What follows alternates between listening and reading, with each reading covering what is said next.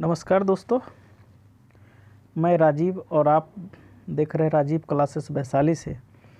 ये 12th का हिंदी है और आज हम लोग इसके करवक से स्टार्ट करते हैं। जैसा कि आप जानते हैं, करवक के लेखक है मलिक मोहम्मद जायसी।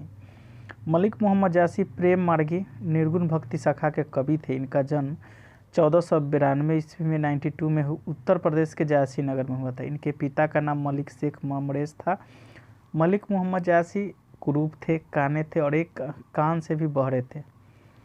उन्होंने लगभग बहुत सारी रचना किया, लेकिन 21 रचनाओं का उल्लेख मिलता है, जिनमें पद्मावत, अखरावत, आखिरी कहरनामा, चित्ररेखा, कनावत आदि प्रसिद्ध है।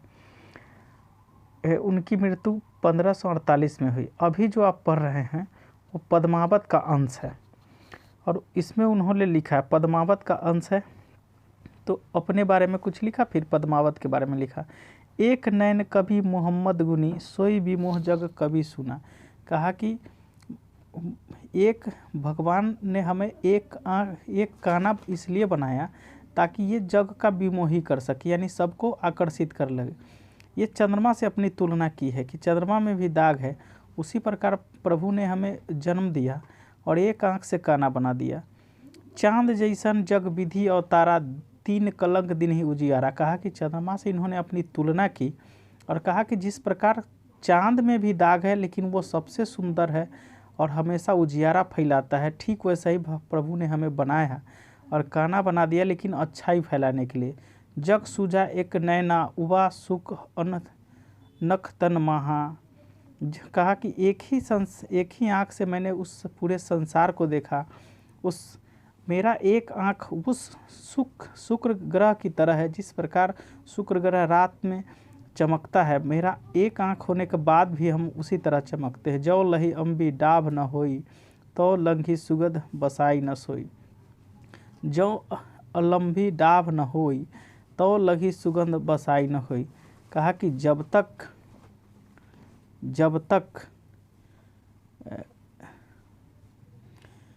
इसमें उन्होंने कहा कि जो लम्ही अम्बही डाब न होई, तो लगी सुगंध बसाई न होई। उसने कहा कि जिस प्रकार आम की डाली पर अगर मंजर न हो तो उसमें कोई सुगंध नहीं आएगा, कोई फूल फल नहीं लगेंगे। किन्हीं समुद्र पानी जो खारा, तो अति भऊ असुझ अपारा। जिस प्रकार से अगर समुद्र का पानी खरा नहीं होता तो उसमें अबूझ पहेली नहीं होती, यानी उसके बारे में लोगों को जानने की इच्छा नहीं होती। जिस प्रकार समुद्र का पानी खरा है लेकिन उसमें 1000 गुण भरा हुआ है, ठीक वही हम में कुछ खराबियां हैं लेकिन 1000 गुण भरा हुआ है।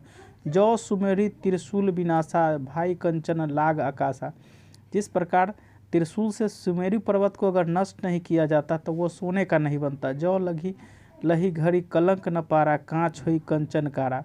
जिस प्रकार सोने को अगर तला नहीं जाता, सोने को पकाया नहीं जाता है, सोने को क्या बोलता है, एक थाली में या एक बर्तन में उसको गर्म नहीं किया जाता, तब तक सोना नहीं होता है। एक नैन जस दर्पण और तो ही निर्मल भाव, सब रूपंत गही मुख जेबही कई चाव। कहा कि मैं एक ही नयन से पूरे दर्पण की तरह सभी को देखता हूँ और मैं निर्मल हूँ, और यही रूप बड़े बड़े रूपवती और गुणवती हमारे पास आते हैं केवल एक नयन होने के बाद, यानी हम में वो सारी गुण भरा हुआ है। अगला दूसरा जो है वो कहता है, मोहम्मद यही कभी जोड़ी सुनावा, सुना जो प्रेम पीर गवा। कहा कि मोहम्मद जो है ये सभी को प्यार से सुनाता है, अपनी पीर अपनी गाथा को सुनाता है। जोड़ी लाई रकत जय ले ही, गाढ़ी प्रीत नैन जल भय। कहा कि मैं अपने रक्त के कण कण से प्रीत की डोरी बनाता हूँ, यानी लोगों को प्रेम भरा संदेश सुनाता है। और मन जगी कावित अस्किन्हा, मकुक सब जगत मह चिन्हा। कहा कि मेरे इस चले जाने से इस संसार में मेरा जो कीर्ति है वो नष्ट नहीं होगा। कहाँ सो रतन सेनी अस राजा, कहाँ सुबह असी सुबी उचारा। कहा कि आप उस रतन सेन के बारे में सुनिए और वो सुबह के बारे में भी सुनिए, जो अलाउद्दीन को कहानी सुनाया था। कहाँ राघव जही किन बखानो। कहा कि कहाँ वो राघव है जो अलाउद्दीन को पद्मावती की सुंदरता के बारे में बताया। कहाँ स्वरूप पद्मावती रानी, कोई न रहा जग रही कहानी।